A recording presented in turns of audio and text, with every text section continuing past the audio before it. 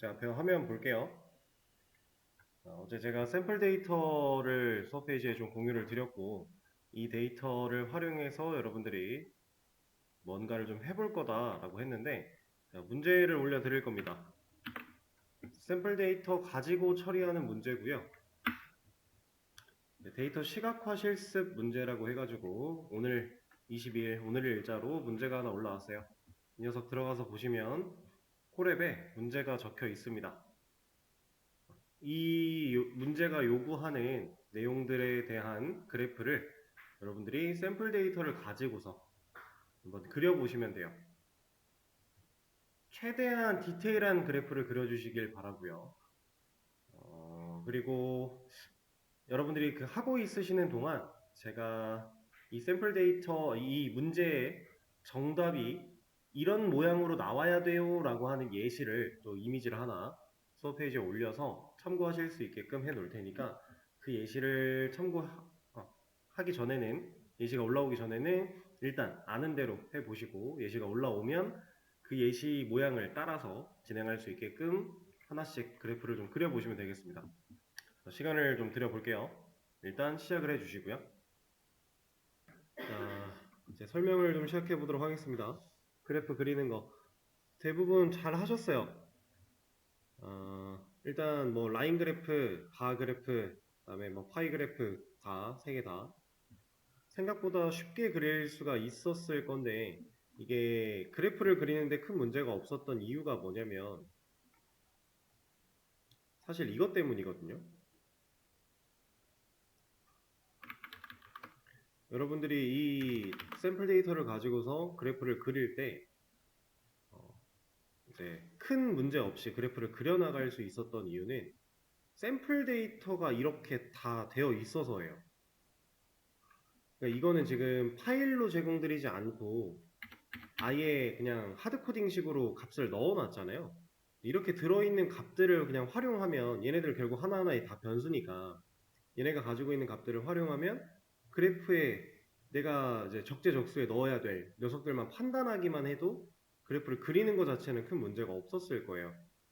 그래서 난이도가 그렇게 높은 문제는 아니었는데 이제 그래프를 그린다라고 하는 이 매트플로 라이브러리를 활용하는 그 실제 사용하는 연습을 좀 해보셨다라고 느끼시면 될 것 같고요.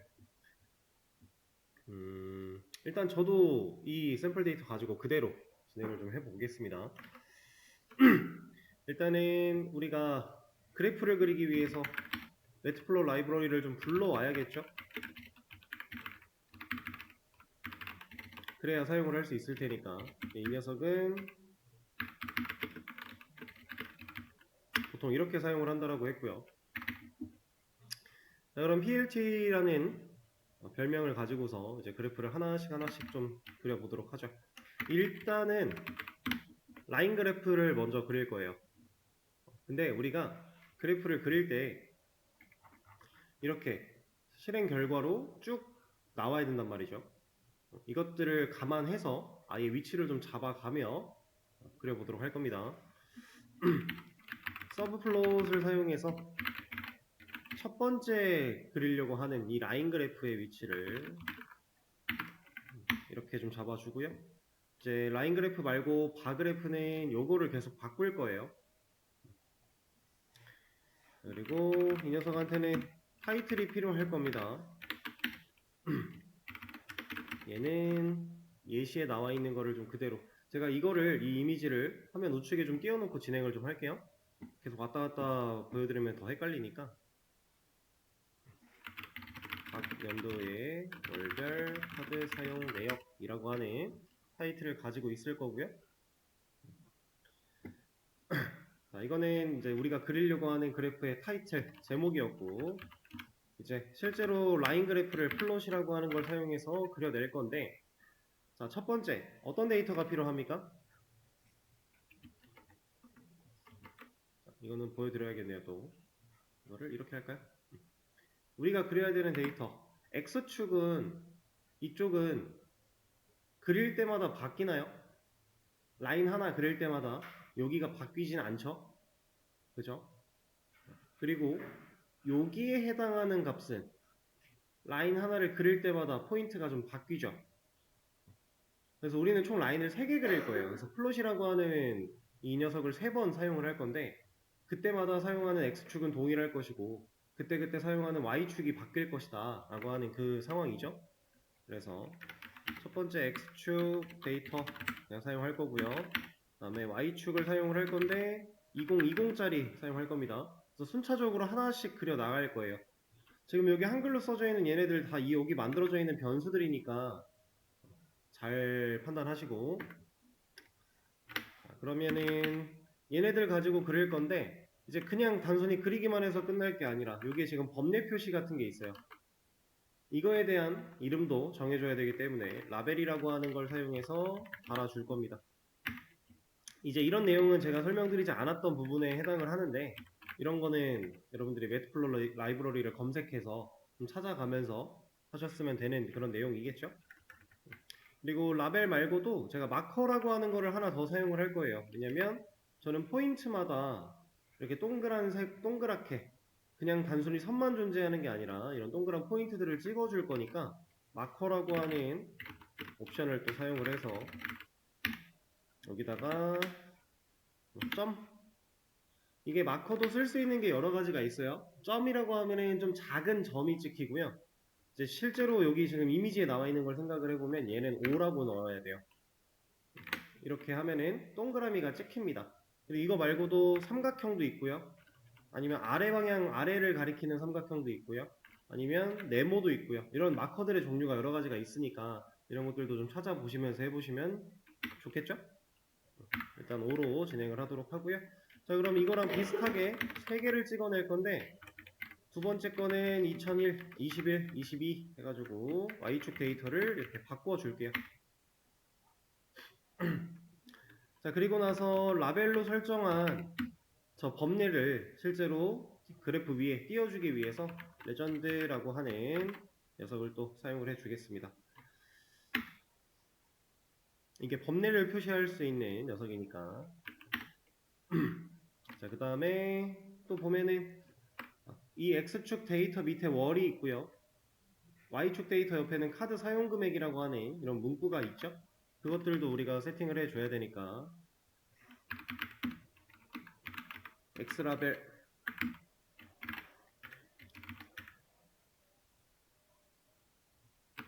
여기에는 월, 그 다음에 Y라벨 여기에는 카드 사용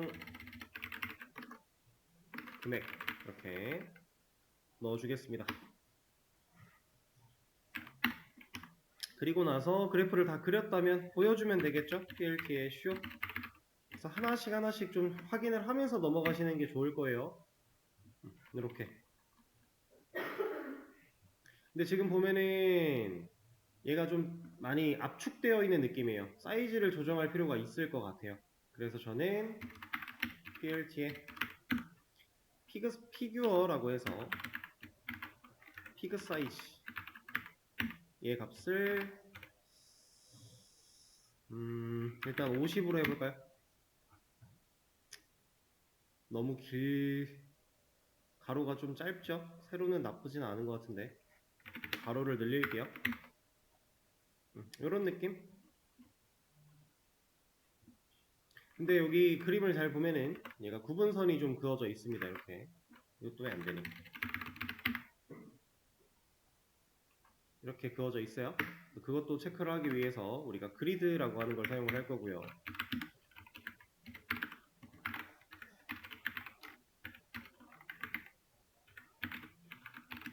x, y라고 넣어줄 겁니다. 그럼 이제 그리드, 이 구분선까지 좀 그어지면서 우리가 지금 예시로 나왔던 그림처럼 그래프를 그릴 수 있겠죠? 사이즈가 이 정도면 될 것 같아요. 자, 그럼 라인 그래프는 끝났네요. 근데 지금 보시면 저는 폰트 설정 따로 안 했는데 폰트가 지금 한글이 나와요. 근데 여러분들이 처음 하셨을 때 이 한글 폰트 안 나왔을 거예요. 이거 하는 방법도 알려드릴 겁니다. 제가 아까 전에 테스트 한다고 이 주피터 메인 여기에다가 폰트를 좀 적용을 시켜놔가지고 얘가 이제 인식하는 기본 폰트가 바뀌었어요. 그래가지고 저는 나오는데 원래대로라면 이게 한글이 깨지면서 에러가 나오고 여기에 딱 네모 같은 것들이 막 그려져서 나왔을 거예요. 한글 들어간 부분들이라면. 자, 그거 세팅하는 방법 여러 가지가 있는데 그 중에서 이제 가장 대표적인 방법이라고 생각하는 걸 제가 좀 보여드릴 겁니다. 자, 제가 매트플롯 라이브러리에서 폰트 매니저 이 녀석을 적용시켜서 사용을 할 거야. 이렇게 하나 좀 만들어 줄 거고요. 이 녀석을 사용하기 위해 지금 적어준 코드라고 보시면 돼요. 폰트 매니저. 자, 이 폰트 매니저는 뭐 할 수 있는 일이 뭐 얘도 다양하게 있지만 그 중에서 가장 대표적인 게 뭐냐면 말 그대로 폰트 설정하는 거예요.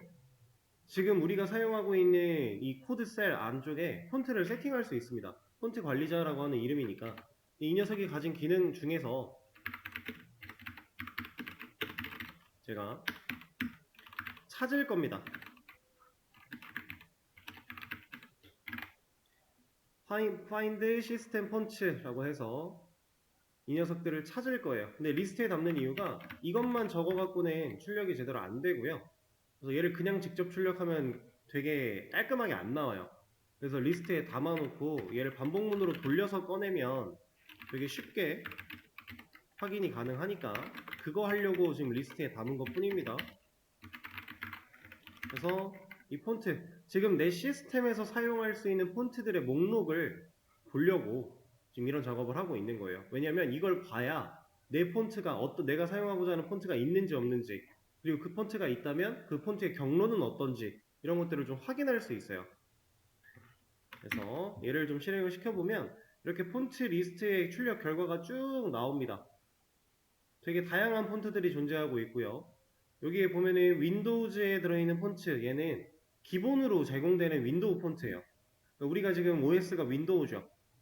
이 OS 환경 안에 설치되어 있는 폰트들이 쭉 다 나와요. 이 중에는 영어만 지원되는 녀석도 있고 한글도 지원되는 녀석도 있고 섞여 있습니다. 근데 이제 우리가 이 폰트 이름 봐가지고는 알기가 어렵겠죠. 그래서 일단 기본적으로 OS 기본 제공 폰트 중에서는 맑은을 찾으면 돼요. 얘는 무조건 한글을 지원합니다. 그래서 이 녀석이 누가 있나 이렇게 내려가다 보면은 우리가 맑은이라고 하는 폰트가 하나 존재하는 거를 볼 수가 있어요. 어디쯤이니? 그리고 이거 볼 때 얘는 안 늘어났네요. 이쪽에 있는 여기 이 부분 클릭하면은 길게도 볼 수 있어요. 이렇게 스크롤 안 내리고도 이렇게 해놓고 여기다가 찾읍시다. 안 나오니?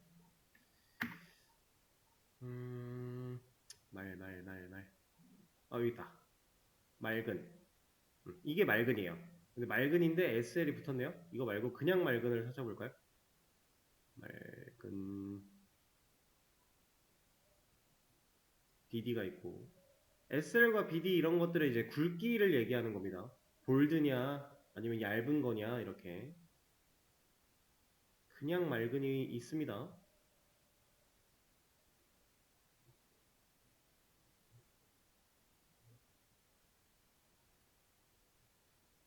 안 보여. 이거는 여기서 찾을 때 안 나왔으니까 복사해서 메모장 같은 걸로 옮겨놓고 거기서 좀 찾을게요.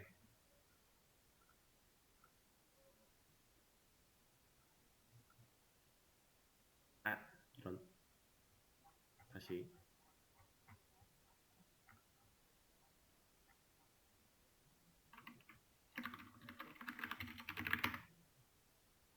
이런 데다가 붙여넣기 해놓고 여기서 찾읍시다.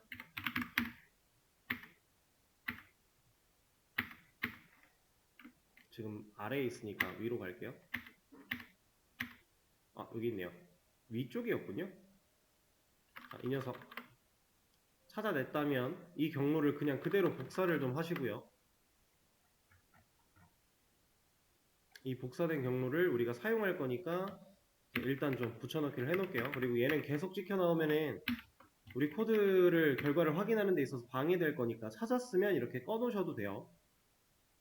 이렇게 찾은 이 경로를 가지고 뭐 할 거냐면 실제로 세팅할 겁니다. 우리가 뭐 이거를 이제 그냥 이 값 자체를 사용해도 되겠지만 저는 이것도 변수를 하나 처리를 할게요.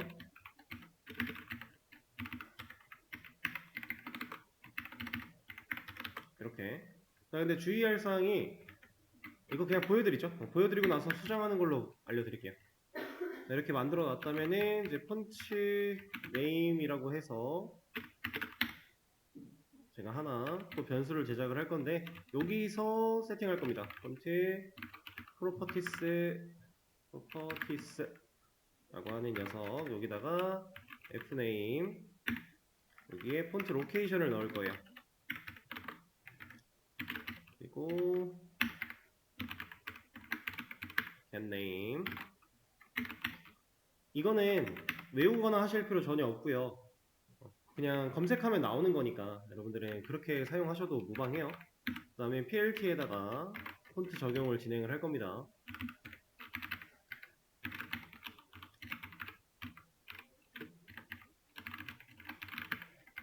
이렇게 좀 넣어줄게요.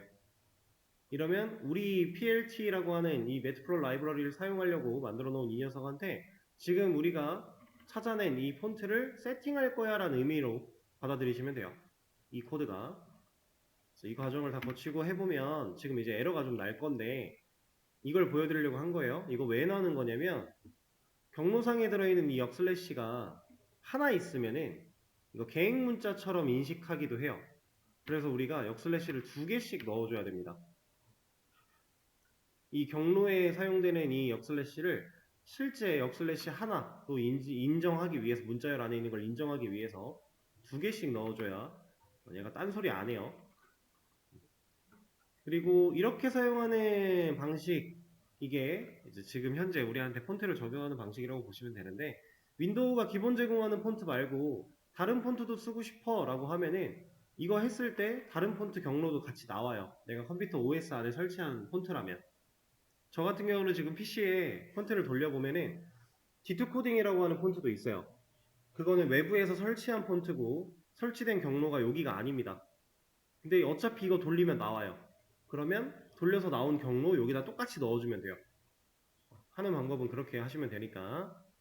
자, 이렇게 폰트를 세팅 한번 했다면 실행할 때마다 얘를 매번 해줄 필요는 없습니다. 한번 했으면 폰트 적용된 거니까 얘는 주석을 걸거나 아예 지우셔도 무방해요. 상관은 없어요.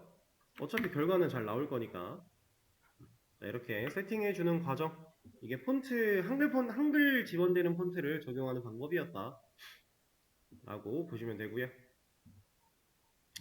자, 그러면 그 다음 그래프 또 바로 이어서 그려보도록 하겠습니다. 막대 그래프를 그릴 건데, 자, 이 녀석.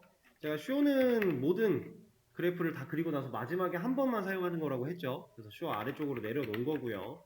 여기다가 서브 플롯도 달아줄 거예요. 위치 잡아야 되니까 3,1,2로 놓겠습니다. 자, 그리고 이 녀석도 타이틀 필요하겠죠?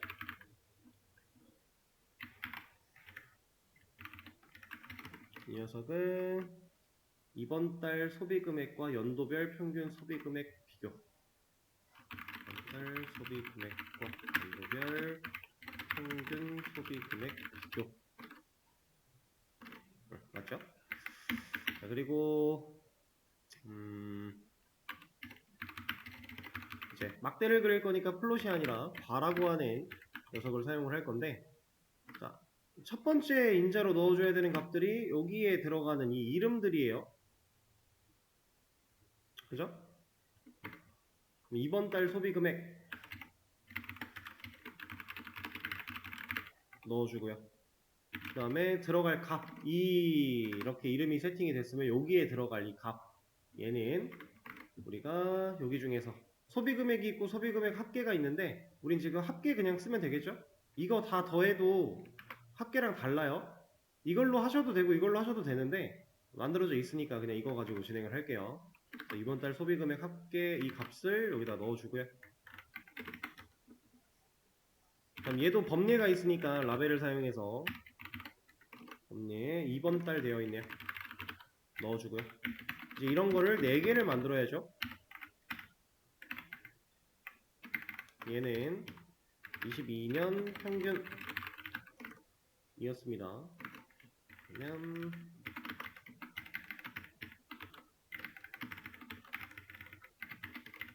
22년이란다. 20년 이렇게 하나씩 다 넣어주고요. 그럼 여기에 들어가야 되는 값 같은 경우 얘네들 평균치 우리가 다 따로따로 해놨죠?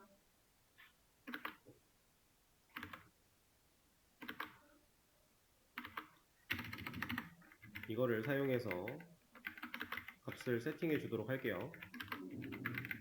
그 다음에 라벨도 20년, 21년 이런 식으로 가고 있으니까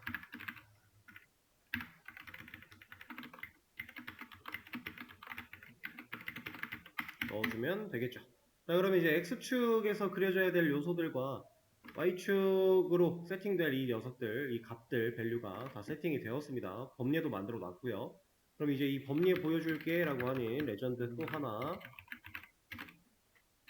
불러내주고요. 그 다음에 얘한테도 X라벨과 Y라벨 필요하겠죠. 이번 달 소비금액 엔드, 연도별 평균 소비금액, 그리고 카드 사용금액 이렇게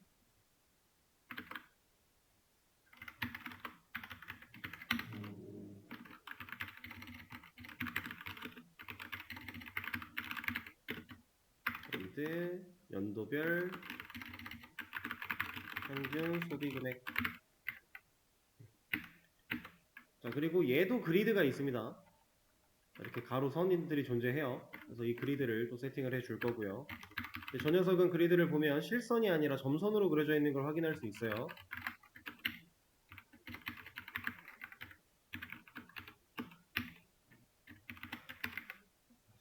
그래서 라인 스타일도 하나 지정을 하겠습니다. 점선은 콜론 가지고 표현을 해요. 여기서도 쓸 수 있는 것들이 종류가 여러 가지가 있겠죠? 그런 것들 여러분들 찾아보시고 사용하시면 문제 없을 거고요. 쇼 보여줘 했을 때 잘 보여주네요. 근데 문제는 얘네가 좀 겹쳤어요. 그래서 이거 겹치는 거 해결하기 위해서 이게 이제 레이아웃이 겹쳐 있는 건데 이것들을 해결하기 위해서 plt site layout이라고 하는 녀석을 사용해 주겠습니다. 서브플롯 가지고서 어디다 그릴지 우리가 자리는 잡았는데 레이아웃끼리 겹치는 건 어쩔 수가 없어서 이런 거 하나 더 해줘야 돼요. 쇼하기 전에 한 번만 진행해 주면 되고요.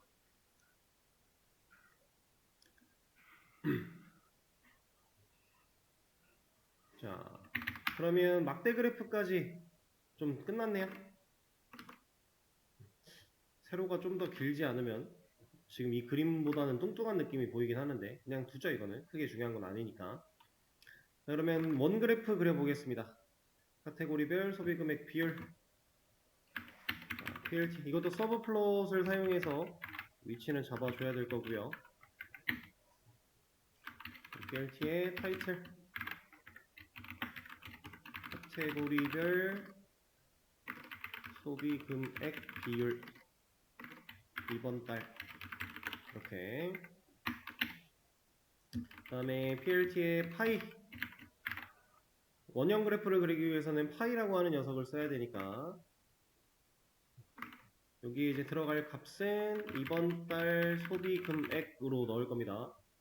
합계로 넣는 게 아니라 소비금액으로 넣을 거예요. 이 녀석은 애초에 소비금액이 값을 4개를 가지고 있으니까 이 카테고리별 식비냐 카페냐 영화냐 취미생활이냐 이거에 따라 원형 그래프를 그릴 생각이니까 이거 가지고 그려낼 거다 라고 일단 넣어주는 거고, 그럼 얘도 얘는 라벨이 필요하겠죠.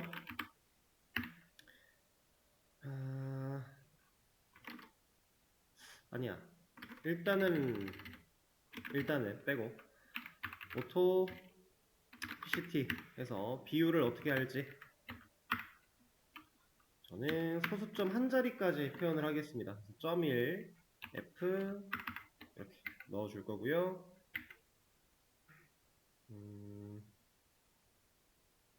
얘는 이러면 끝났죠? 알아서 그려지는 거니까. 근데 이름이 없네요. 카테고리 라벨 넣어줘야겠죠. 아까 제가 넣으려다가 일단 넣지 맙시다 라고 했던 이 녀석, 여기에는 우리가 식비와 카페와 영화와 취미생활 이 값들 소비 카테고리라고 하는 녀석한테 넣어놨으니까 변수 활용 그럼 이제 범례가 나와야 되는데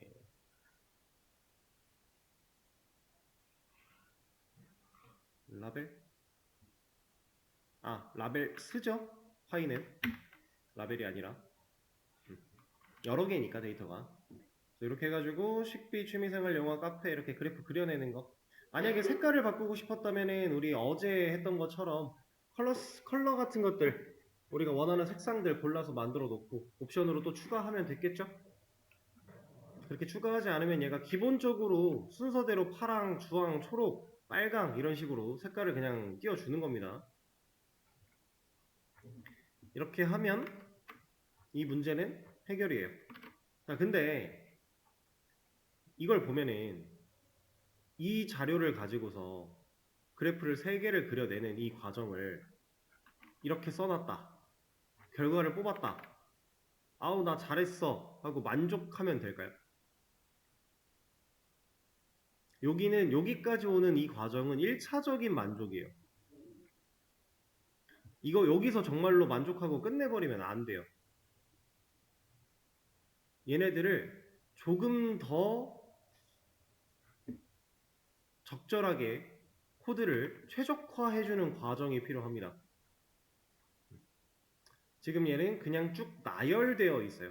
코드들이. 이렇게 해도 결과가 나오는 건 문제가 없지만 얘네들을 조금 이렇게 나열되어 있는 녀석들을 조금 더 현명하게 최적화하는 과정은 필요할 거예요. 최적화를 하는 과정에는 여기가 갖고 있는 이 결국은 전역 변수들이죠. 얘네들은 이 전역 변수의 값을 각각의 함수로 얘네들 막대 그래프 그리는 거, 라인 그래프 그리는 거 각각의 함수로 만들어 놓고 이 함수들을 호출하는 메인 함수 하나 만들어 놓고 그 녀석을 호출했을 때 실제로 얘가 호출돼, 얘가 호출돼, 얘가 호출돼 그래서 우리가 필요한 값들을 가지고 얘네들을 다 그려낼 수 있어 라고 하는 그런 식으로 만들어 놓는 게 조금 더 이제 바람직한 최적화 방식일 것 같고요. 그리고 그런 최적화를 하는 과정에서 내가 이렇게 고정되어 있는 값이 아니라면 하드코딩 되어 있어서 이렇게 자료가 고정되어 있지 않다면 내가 원하는 값을 필요한 값을 원하는 값을 그때그때 넣을 때마다 알아서 막대 그려줘, 박스 그려줘 이런 게 가능하다면 훨씬 더 우리는 스마트한 코딩을 할 수 있겠죠? 그러면 그렇게 만들어서 라인 그래프 그리기라는 함수를 만들어 놨다면 거기에 우리가 인자만 적절하게 세팅했을 때 얘네들은 내가 원하는 그래프를 그냥 뚝딱 그려줄 거니까요. 그쵸? 근데 그런 과정에서 물론 이런 문제가 있어요. 내가 몇 개의 라인을 그릴 건지, 막대는 몇 개를 그릴 건지, 원의 파이 그래프에 필요한 이 요소들은 총 몇 개씩 들어있는지, 이런 것들은 그때그때 달라질 수 있겠죠. 그럼 우리가 뭐 써야 돼요? 가변인자 같은 거. 가변인자 같은 거 사용해서 그때그때마다 변수를, 그 매개 변수 인자 값을 다르게 받는다거나 아니면 애초에 이렇게 데이터를 넘겨주는 인자를 리스트 같은 복수개의 데이터를 처리하는 형태로 인자로 인자로 넘겨받고 그거를 이 함수 내부에서 반복문 가지고 처리를 한다거나 이런 식으로 가면 얼마든지 이 코드는 스마트해질 수 있어요. 그런 최적화의 과정까지 여러분들이 한번 고민을 해보시면 좋을 것 같고요. 이거는 따로 직접 같이 해보진 않겠습니다. 그리고 이제 어제 이 얘기를 안 들었던 것 같은데 이 피규어라고 하는 게 사실 이런 거예요. 이 그래프를 그리겠다라고 하는 이 매트플롯 라이브러리 녀석을 사용을 할 때 이 피규어는 하나의 도화지입니다. 우리가 그래프를 그릴 거야 라고 하면 얘는 파이썬 이 PLT라고 하는 녀석 자체가 하나의 도화지를 생성을 해요. 그 도화지 안에 레이아웃을 잡아요. 이 그래프는 여기로 올 거야. 이 그래프는 여기로 갈 거야. 이런 레이아웃을 설정하는 게 서브플롯이라고 보시면 돼요. 그래서 위치를 좀 잡는다라고 제가 표현을 했는데 실제로 이 도화지 안쪽에서 레이아웃 위치를 잡는다라는 느낌이고요. 피그 사이즈 같은 경우는 이 도화지의 크기를 설정합니다. 그래서 가로, 세로의 크기를 설정하는 녀석이니까 이런 것들도 알고 나서 사용을 하면 조금 더 내가 원하는 형태로 그래프들을 나열할 수 있겠죠. 자, 그럼 문제 해결은 여기까지 하도록 하고요.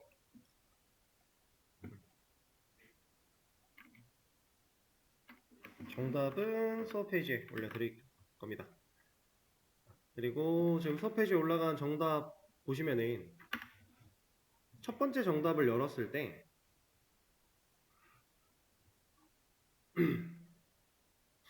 이런 게 좀 쓰여 있어요. 제가 설명드리지 않았던 이런 부분이 좀 적혀 있는데 이거 간단하게만 말씀드릴 거예요. 자, 코랩은요 한글 지원되는 폰트가 없어요. 그러니까 이 코랩이라는 녀석은 JOS에 있는 폰트를 따라가지 않아요. 그래서 아까 전에 우리가 해봤던 것처럼 이런 지웠군요 제가. FM을 사용해서 폰트 리스트를 반복문을 통해 돌려보면은 나오는 폰트가 달라요. 이 OS 환경에 있는 폰트를 따져주지 않아요 얘는. 그러다 보니까 그 안에서 한글 지원되는 폰트가 하나도 없습니다 코랩에는. 그러면 외부 폰트를 설치해서 그걸 코랩이 인식할 수 있게 세팅해서 써야지 여기서 했던 방식처럼 쓸 수 있어요. 근데 그건 좀 불편하거든요. 그러다 보니까 코랩 같은 이런 특수한 환경에서는 또 할 수 있는 방법이 이런 게 있습니다. 얘는 매트플로 라이브러리를 쓸 때 한글을 사용할 때 우리가 사용할 수 있는 어떠한 일종의 하나의 모듈이에요 얘도. 근데 얘는 패키지, 파이썬 패키지에 기본으로 내장되어 있지 않기 때문에 인스톨이라고 하는 걸 통해 설치를 좀 해야 되고요. 그렇게 설치를 하고 나면 임포트가 가능해져요. 이렇게 해서 임포트를 설치하고 임포트를 했다면 그때부터 이 코랩에서는 한글로 매트플로 라이브러리를 그려낼 수 있어요. 대신에 이제 우리가 원하는 폰트 모양을 바꿀 수는 없겠죠. 이거 가지고서 그냥 한글 쓸 거야 까지만 하는 거니까. 어쨌든 이런 식으로도 할 수가 있다. 우리가 사용하는 툴에 따라서 환경에 따라서 폰트 세팅하는 방식이나 이런 것들도 달라질 수 있다는 거 좀 인지를 해주셔야 되고요. 그리고 제가 보면은 코드를 좀 얘는 셀을 두 개로 나눠 놓고 했는데 이걸 왜 나눠 놓는 거냐면 이거는 인스톨은요 이 셀한테만 해당되는 건 아니에요. 임포트나 이런 코드들은 이 셀한테 해당을 하는 거거든요. 근데 인스톨은 이 지금 열려있는 이 노트한테 해당이 돼요. 그러다 보니까 얘를 여기에 같이 넣어버리면 우리 여기에 있는 이 코드 실행할 때마다 설치 새로 하거든요. 그럼 불편하잖아요. 그래서 여기다 놓고 이거 한 번만 딱 실행하면 알아서 설치해요. 보여드릴게요. 지금 실행 중이에요. 아직 첫 실행이라 오래 걸리는 건데 이 인스톨을 진행을 하면 얘가 이렇게 인스톨을 합니다. 그럼 이 과정이 끝나고 석세스가 나오면 이렇게 성공했다가 나오면 이제 여기 환경에서 얘가 준비된 거예요. 설치됐으니까. 우리는 그럼 그때 이제 이 녀석을 불러올 수 있게 돼요. 임포트로. 그렇게 해서 사용을 하면 된다라고 하는 얘기고요. 그러니까 이 코랩 환경에서는 아까 전에 했던 것처럼 이런 거 못 쓴다라는 겁니다. 상황에 따라 다를 수 있다라는 거. 그거 좀 하나 안내를 드렸고 나머지는 뭐 특별할 게 없을 거예요. 좀 다른 거라고 하면은 이런 거. 아까 전에 저는 여기다가 직접적으로 문자열을 넣었는데 이 문자열을 가지고 리스트 하나 만들어 놓고 이 리스트에서 인덱스로 꺼내 가지고 값 세팅하는 거 이런 거 말고는 다른 게 없을 겁니다.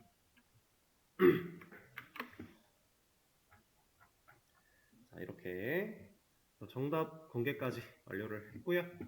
두 번째 정답은 이제 전역 변수 만들어서 함수화 시켜서 제가 아까 말씀드렸던 그런 것들을 조금은 적용시킨 버전이라고 보시면 되는데 얘도 썩 그렇게 최적화가 잘 되어 있는 건 아니에요 지금 현재. 그냥 참고 정도만 하시면 될 것 같고요.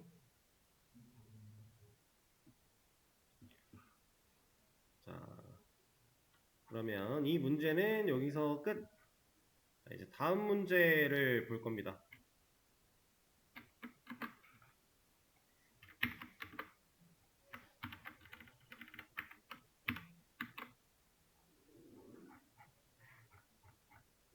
자, 수업 페이지도 새로 고침해 보시면은 정답 올려드린 거 밑에 샘플 데이터 다운로드라고 해서 버튼이 하나가 있는데 얘는 점이 없어요. 근데 왜 점이 없냐면 얘 눌러보시면은 그냥 다운로드가 될 겁니다. 되셨나요?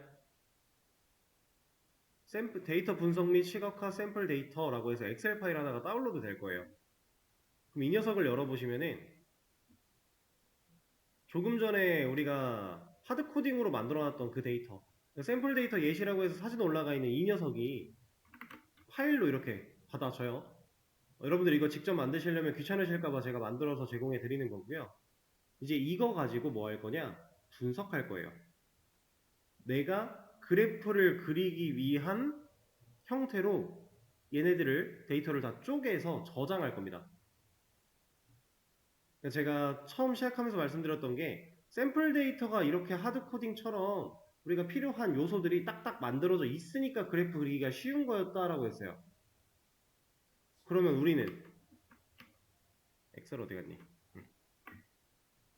얘를 보고 이 파일을 가져다가 얘를 만들 수 있어야 돼요. 그래야 이거 가지고 그래프 그리죠. 이렇게 변환하는 과정을 거치지 않고 얘를 직접적으로 바로 논스톱으로 사용해도 당연히 되지만 우리는 이걸 해봤으니까 이제 이 형태로 만들면 그래프 그리기 쉬운 거 느껴봤으니까 얘를 이 파일을 가지고서 파일을 읽어드린 뒤에 판다스를 사용해서 읽어드린 뒤에 이 녀석이 가지고 있는 데이터 여기에 있는 이 데이터를 파이썬 코드에서 데이터 프레임으로 확인을 해 보시고요. 그 데이터 프레임이 가지고 있는 녀석들을 이러한 형태로 필요한 데이터를 뽑아낼 겁니다. 그리고 그렇게 뽑아낸 데이터로 만약에 아까 전에 했던 이 시각화를 또 한다 그러면 그때는 이제 약간의 수치 차이가 좀 존재하겠죠. 왜냐면 샘플 데이터에 있는 이런 평균값들은 실제 평균이 아니에요. 이거는 그냥 대충 어림짐작으로 때려 넣은 정수잖아요. 그죠? 이런 차이가 좀 있을 겁니다. 그래서 분석 같은 것도 좀 먼저 지금 해볼 거다라는 거고 이 다운로드 누르시면 설치가 될 거니까 설치하신 데이터를 그 샘플 데이터를 이제 여기서 불러올 수 있게끔 본인이 경로를 잘 세팅하세요. 그냥 다운로드 폴더에 있는 걸 직접적으로 불러와도 되고 아니면은 어제 우리 얘기했던 이 폴더 만들어 놓은 거 안에다가 경로 설정해서 상대 경로로 불러오는 걸로 하셔도 되고 그건 상관이 없습니다. 그래서 불러와 놓고 그 데이터를 써서 이러한 형태의 데이터를 추출해내는 그게 이제 문제에 적혀 있습니다. 엑셀 파일을 사용해서 각 항목에 맞는 데이터를 출력할 거고요. 만약에 X축이라고 하는 데이터를 만들어낸 다음에 출력을 했을 때 실행 결과로는 이렇게 나와야 돼요. 이거 그냥 리스트처럼 보이지만 사실 그냥 리스트 아닙니다. 이거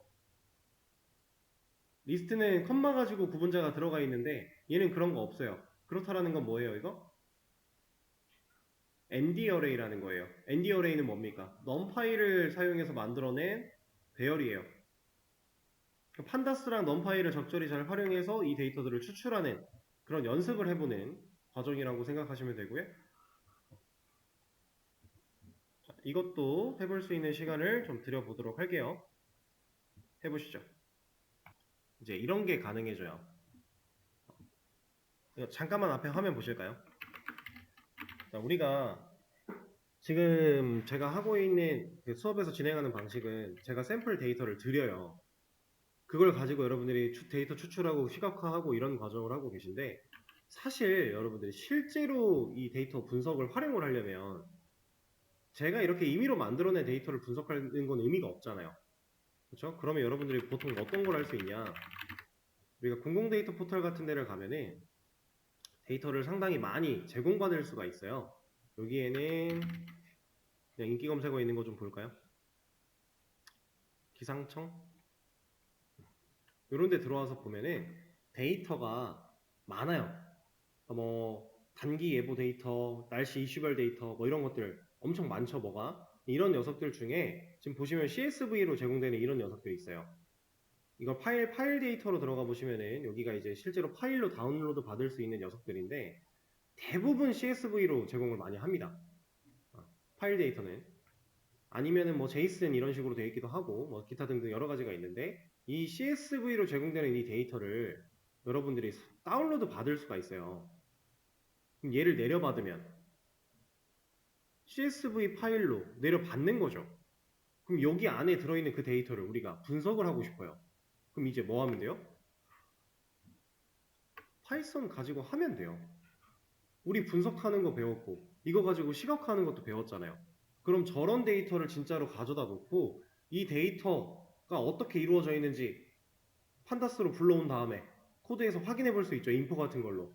보고 아 그럼 얘네들은 컬럼에 데이터 없네. 그럼 이건 필요 없어. 뭐 이거는 컬럼 데이터 중요하네. 이거 따로 추출해.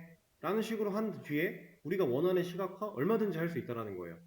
그러니까 지금 하고 계시는 이것들은 결과적으로는 진짜 제공되는 어디선가 제공되는 데이터를 가져다가 내가 이 데이터를 분석할 때 사용하는 약간 연습을 하고 계시는 느낌이고 실제로는 이런 걸 가지고 본인이 직접 상황을 하나 딱 정해놓고 해보시는 걸 추천을 드려요. 그런 연습이 돼야 실전에 활용이 가능하니까. 그리고 이렇게 해서 분석이 완료가 됐다면은 그 분석된 결과를 가지고 또 뭐 할 수 있냐? 자, 예를 들어서 지금 단기예보는 적절하지 않을 텐데